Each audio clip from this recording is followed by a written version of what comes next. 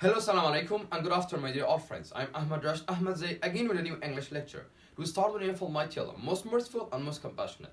My dear all friends, before starting our today's lecture, same like usual, I would like to ask you all to like my videos, subscribe my YouTube channel, and do not forget to press the bell icon of my YouTube channel to receive all the notifications of my new videos. My dear all friends, today we are going to explain indirect questions. My dear all friends, you may be amazed by hearing these kinds of titles because they're a little bit new for those students or for those tutors that they are newly facing with these titles. But these lectures are the most important lecture in English grammar and same like that in English communication. Whenever you want to talk with someone politely, whenever you want to talk with someone officially, you need to use from indirect question. Okay, my dear all friends, before starting talking about indirect question, I would like to give you an example. What is your name?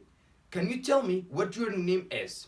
These two questions are completely similar with each other, but the first one is a question in a direct way. What is your name? It is a direct question. We are directly asking someone for their names. And the next one is, could you tell me what your name is? In this question, we are asking someone in a less direct way, and we are asking it in more politely way.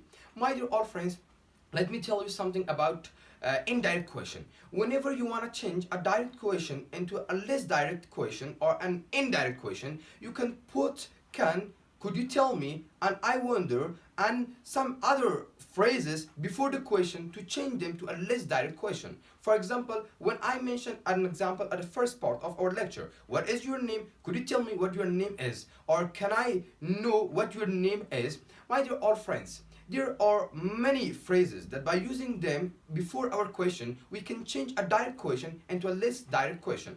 My dear all friends, also we can have many more examples. For example, what is Paul doing here? Or could you tell me what Paul is doing here? Okay, my dear all friends, something else that I would like to mention about changing a direct question into indirect question. My dear all friends, if you want to change a direct question into indirect question, try to use after the WH question subject plus a verb. For example, what is Ahmed doing here? What is Ahmed doing here? In this sentence, we have a WH question first, after it, a verb after the subject. But whenever we want to change it from a direct question into a less direct question, or whenever we are putting a could you tell me or can I, on that time, we need to use after WH question the subject after the verb. For example, could you tell me what Paul is or what Ahmad is doing here. In this sentence, after the what we are using subject, after the subject we are using the verb in this sentence. Whenever you want to change a direct question into an indirect question. My dear all friends, something else that I would like to mention that is really remarkable in changing a direct question into an indirect question that you cannot use from do and does and also the past form of do and does, which is that whenever you want to change a direct question into an indirect question. For example, do you really live here? If you want to change this sentence from a direct question into an indirect question, you can change it like this. I wonder if you really live here. My dear all friends, it was our today's lecture about changing a direct question into indirect question.